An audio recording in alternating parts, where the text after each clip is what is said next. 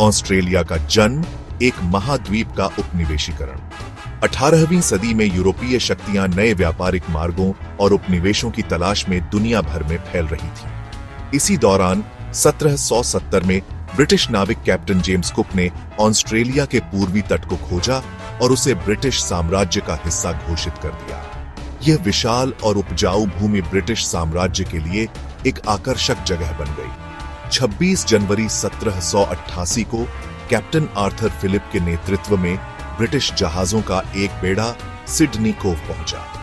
यहां उन्होंने पहला ब्रिटिश उपनिवेश स्थापित किया, जिसे बाद में न्यू साउथ वेल्स के नाम से जाना गया।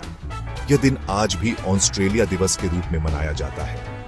शुरुआत में इस नए उपनिवेश का उपयोग मुख्य रूप से ब्रिटिश अपराधियों को निर्वासित करने के लिए किया जाता था। हालांकि समय के साथ मुक्त बसने वाले भी यहां आने लगे।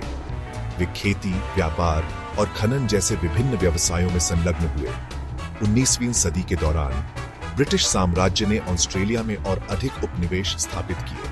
इनमें तस्मानिया, क्वींसलैंड, विक्टोरिया, दक्षिण ऑस्ट्रेलिया और पश्चिमी ऑस्ट्रेलिया शामिल थे। आजादी की ओर 6 उपनिवेशों का एकीकरण। 19वीं सदी के अंत तक ऑस्ट्रेलिया 6 अलग-अलग ब्रिटिश उपनिवेशों में बंटा हुआ था। प्रत्येक उपनिवेश की अपनी सरकार और कानून थे। हालांकि समय के साथ इन उपनिवेशों के बीच एकता की भावना बढ़ने लगी। इस एकता के पीछे कई कारण थे। इनमें आपसी व्यापार और वाणिज्य, एक समान भाषा और संस्कृति और बाहरी खतरों से सुरक्षा की आवश्यकता शामिल थी। 1880 के दशक में ऑस्ट्रेलियाई नेताओं ने एक संघीय व्यवस्था बनाने के लिए गंभीरता से विचार करना शुरू कर दिया। इस दिशा में कई सम्मेलन और बैठकें आयोजित की गई। अंततः 1 जनवरी 1901 को 6 उपनिवेशों ने एक साथ आकर ऑस्ट्रेलियाई संघ का गठन किया। यह ऑस्ट्रेलिया के इतिहास में एक महत्वपूर्ण क्षण था। इस एकीकरण के साथ ही ऑस्ट्रेलिया एक स्वतंत्र राष्ट्र के रूप में उभरा। हालांकि यह अभी भी ब्रिटिश साम्राज्य का एक हिस्सा बना रहा। एक राष्ट्र का जन्म, ऑस्ट्रेलियाई संघ। ऑस्ट्रेलियाई संघ की स्थापना ने एक नई सरकार और संविधान को जन्म दिया। नए संविधान ने एक संघीय व्यवस्था की स्थापना की, जिसमें शक्ति संघीय सरकार और राज्य सरकारों के बीच विभाजित थी।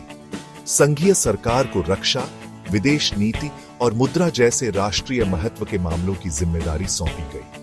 राज्य सरकारों को शिक्षा, स्वास्थ्य और पुलिस जैसे स्थानीय मामलों की देखभाल करने का अधिकार दिया गया।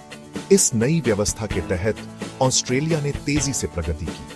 देश ने प्रथम और द्वितीय विश्व युद्ध में महत्वपूर्ण भूमिका निभाई और एक समृद्ध और विकसित राष्ट्र के रूप में उभरा। आज ऑस्ट्रेलिया दुनिया के सबसे खुशहाल और रहने योग्य देशों में से एक माना जाता है। सेक्शन 4, शासन का स्वरूप, राजतंत्र से संवैधानिक राजतंत्र तक। हालांकि ऑस्ट्रेलिया ने 1901 में अपना संघ बनाया, लेकिन यह अभी भी ब्रिटिश साम्राज्य का एक हिस्सा था। इसका मतलब था कि ब्रिटिश सम्राट ऑस्ट्रेलिया का राष्ट्राध्यक्ष भी था। सम्राट का प्रतिनिधित्व ऑस्ट्रेलिया में गवर्नर जनरल द्वारा किया जाता था। पहले गवर्नर जनरल लॉर्ड होपेटॉन थे। समय के साथ ऑस्ट्रेलिया ने ब्रिटेन से अपनी स्वतंत्रता को और मजबूत किया। 1986 में ऑस्ट्रेलिया ने ब्रिटिश संसद से औपचारिक रूप से कानूनी स्वतंत्रता हासिल कर ली। हालांकि ऑस्ट्रेलिया ने ब्रिटिश सम्राट को अपने राष्ट्राध्यक्ष के रूप में बनाए रखा। यह व्यवस्था आज भी जारी है और ऑस्ट्रेलिया एक संवैधानिक राजतंत्र बना हुआ है। वर्तमान में डेविड हर्ले ऑस्ट्रेलिया के गवर्नर जनरल हैं। सेक्शन 5, आज का ऑस्ट्रेलिया, एक आधुनिक लोकतांत्रिक राष्ट्र। आज ऑस्ट्रेलिया एक जीवंत लोकतंत्र है, जहां नागरिकों को अपने नेताओं को चुनने का अधिकार है। देश में एक संसदीय प्रणाली है, जहां सरकार का नेतृत्व प्रधानमंत्री करता है। ऑस्ट्रेलिया के पहले प्रधानमंत्री सर एडमंड बार्टन थे। वर्तमान में एंथनी अल्बनीज देश के प्रधानमंत्री हैं। ऑस्ट्रेलिया ने अपनी स्थापना के बाद से ही सामाजिक और आर्थिक प्रगति की है। यह एक बहुसांस्कृतिक समाज है, जो दुनिया भर से लोगों का स्वागत करता है। अपने समृद्ध इतिहास और जीवंत संस्कृति के साथ ऑस्ट्रेलिया भविष्य की चुनौतियों का सामना करने के लिए तैयार है।